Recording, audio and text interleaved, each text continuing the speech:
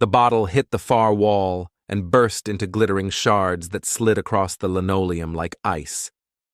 In the silence that followed, the two small stone faces on the sideboard stared back at the family as if nothing had moved them at all. The heads were the size of a child's fist, gray and pitted, each with a worn little neck as if broken from something larger. The boys swore they hadn't touched them. Their mother believed them. The room felt colder than it should have been. Somewhere in the semi-detached next door, a drawer rattled, and a child cried out as if someone had yanked his hair. It began like that, small, unnerving, hard to explain, and then the stories kept stacking up. Earlier that winter of 1971, in the back garden of 3 Reed Avenue in Hexham, Northumberland, brothers Colin and Leslie Robson were digging in the dirt the way boys do when the ground finally softens. Their spades struck something round. They pulled out first one head, then another, palm-sized and crude, with simple carved features and stunted necks. The family brought them inside. At first, they were curiosities on a shelf. Within days, they felt like company no one had invited. Doors opened by themselves. Bottles slid or leapt. The boys said the heads changed position when no one was looking. In the house next door, the Dodds said their own disturbances began. Hair pulled in the night, a feeling of being watched, and once a figure half human, half something else seen moving away from the house. Nellie Dodd described a creature with the build of a man and the legs of a goat slipping out into the dark. Word traveled, as it always does when a town brushes against something eerie. The Heads left the Robson home for the care of Dr. Ann Ross, a Celtic scholar known for her work on the ancient cult of the human head in the British Isles. Ross believed the human head held deep religious meaning in Celtic tradition, a symbol of power and the seat of the soul, and she wondered if the Hexham objects connected to that old thread. She took them home for study. Not long after, she reported waking early one morning to see a tall, dark figure, part man, part wolf, walk out of her room and pad downstairs. She followed, shocked and steady, until the thing slipped from view near the kitchen. Days later, her daughter came home from school and saw a heavy, wolfish shape on the stairs. It vaulted the banister and vanished in the corridor. Doors burst open with no cause. Something cold passed by in the hall. When Ross removed the Heads from the house, the activity stopped. That was her account, and she held to it. The story widened. Reporters came. Photographs were taken. The Heads moved again, this time through hands, researchers, museum staff, collectors of strange accounts, each adding a note to the file. There were old local tales about a wolf that troubled the district in 1904, and some people tied that history to the shape seen in the present day, as if the land itself kept a memory and the Heads were the key that turned it. For believers, the pattern made a certain kind of sense.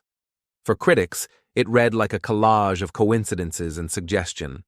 Either way, a pair of crude carvings had pulled a quiet street into a national conversation. Then a man stepped forward and tried to end the debate with a sentence. His name was Desmond Craigie, and in 1974 he said he had made the Heads himself years earlier, in 1956, when he lived in the same house before the Robsons. He said he'd worked around concrete and had mixed local stone, sand, and water to shape 3 small playthings for his daughter. 1 had been damaged and tossed. 2, he said, were left behind in the garden.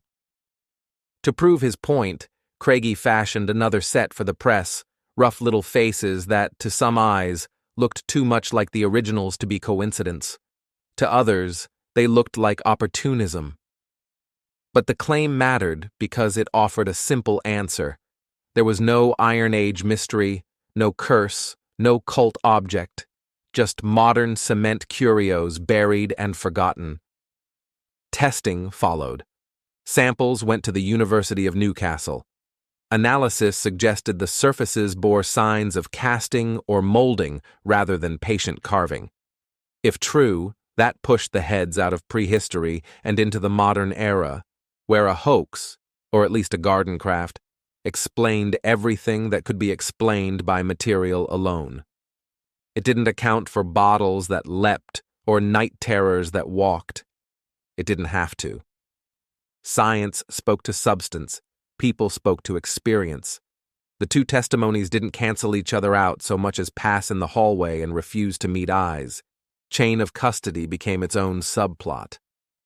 After Ross, the heads spent time under the attention of museum professionals and writers, fascinated by the boundary where folklore and fact rub together.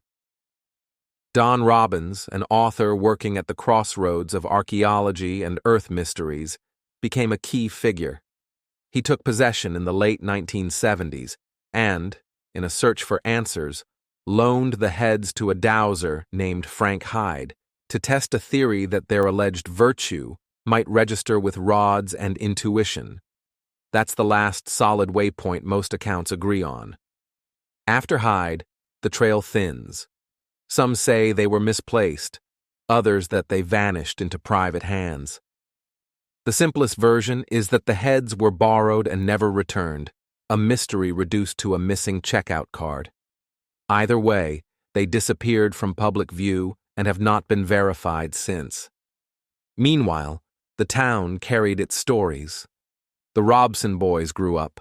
The Dodds moved on. The house at 3 Reed Avenue stayed what it had always been, brick and glass holding a family's ordinary life. But the case never quite died. Periodically, a documentary or a recovered broadcast segment breathed on the coals. The BBC's Nationwide had run a piece in 1976, equating the heads and the wolfish figure in the way television sometimes knits things together to keep you from changing the channel. In recent years, bits of that report surfaced again, clipped and reassembled, drawing new eyes back to the old tale and to the way it sits between archaeology, psychology, and belief. What stays solid, across versions, is a short list of anchors.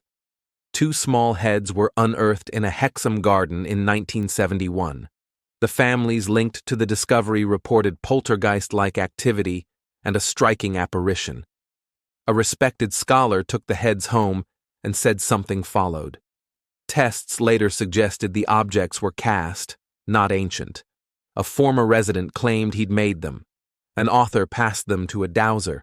The heads then went missing. That chain is factual as far as documentary sources allow. Everything else, the meaning of the disturbances, whether suggestions snowballed into fear, whether a prank grafted itself to older myths about wolves on the moor, is interpretation. It's possible to walk the timeline without choosing sides. Day 1, boys dig, find heads, take them inside. Week 1, odd noises, shifting objects, a neighbor's fright. Month 1, scholars, reporters, a town's curiosity rising. Year 3, a man claims authorship, a lab leans modern.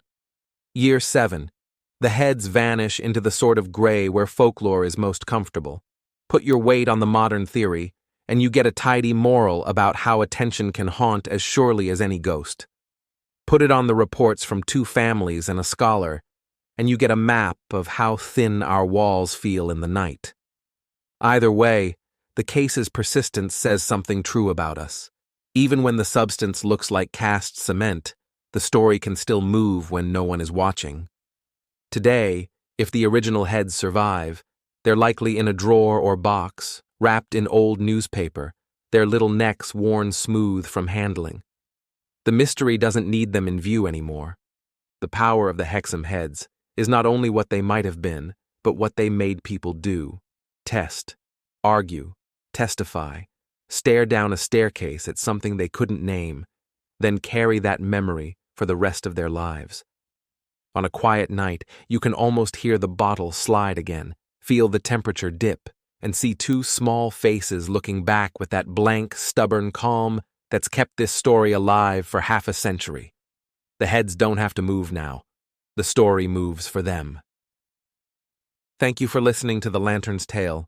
Subscribe for more true stories, if you dare.